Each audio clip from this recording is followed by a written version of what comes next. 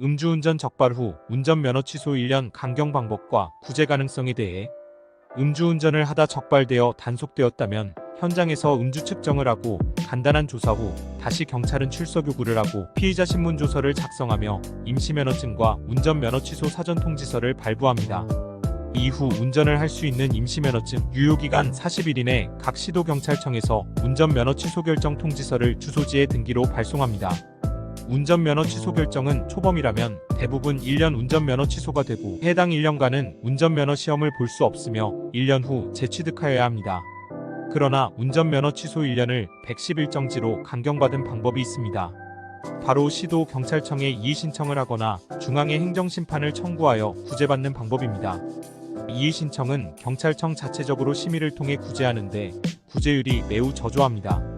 한문철 변호사가 유튜버로 말한 것을 볼 수 있는데 구제 가능성이 낮다고 한 것은 바로 이의신청 심사를 했었던 경험에서 언급한 것입니다. 이의신청은 생계가 어렵고 운전을 생업으로 하며 과거 운전 경력도 깨끗해야 하고 음주 수치도 낮아야 합니다. 그러나 행정심판은 다르다고 할 수 있습니다. 음주 수치가 높거나 운전 경력, 직업이 생계와 연관성이 없어도 행정심판으로 구제받을 수 있습니다. 행정심판 제도는 처분청의 처분이 위법, 부당하거나 가혹성이 있다면 구제받을 수 있습니다.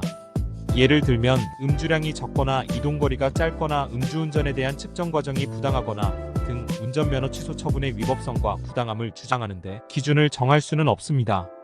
수치가 높아서 또는 직업이 운전직이 아니라서 행정, 단속 등 절차의 위법성을 논하기도 전에 무조건 안 되는 기준을 정하는 것 자체가 행정심판위원회의 역할을 스스로 포기하는 것이기 때문입니다. 행정심판은 행정청의 위법 부당하고 가혹한 행정처분을 다투는 것이지 기준을 정하고 가능성 여부를 판단한다면 안 될 것입니다. 행정심판전문센터는 의뢰인의 의뢰를 받아 운전면허 취소 처분에 대해 위법성과 부당함, 가혹성을 논리적으로 주장하기 위해 행정심판을 대행하는 업무를 하는 곳입니다. 모든 사람은 체질에 맞는 음주량이 있습니다. 주량은 개인의 체질마다 다르다고 할 수 있고 술 한두 잔에 몸을 가누지 못할 정도로 취하는 경우도 있지만 술 한 병에도 멀쩡한 경우도 있습니다. 음주운전 자체가 누구에게 피해를 준 것은 아니면 피해가 예상되기에 사전에 예방 차원에서 단속하는 것입니다. 외국의 경우 걸어보라고 하고 비틀거리는 경우에 적발하는 경우도 있습니다. 따라서 음주 수치를 정한 것은 주관적인 판단을 배제하고 오직 단속을 위해 개량화한 것이지만 수치가 객관적이라고 하는데 한계가 있습니다. 바카스를 마셔도 음주 수치가 나오는 것처럼 음주량, 이동거리, 음주 후 측정 시간 등 다양한 정황을 분석하여야 함에도 오직 수치에 의존하여 행정처분을 하고 있기에 행정심판이 존재한다고 볼 수 있습니다. 행정심판전문센터는 20년의 경력, 3,500건 이상의 음주운전 운전면허 취소 처분을 받은 의뢰인을 구제하였습니다. 구제한 경험이 많다는 것은 확률을 높일 수 있다는 것입니다.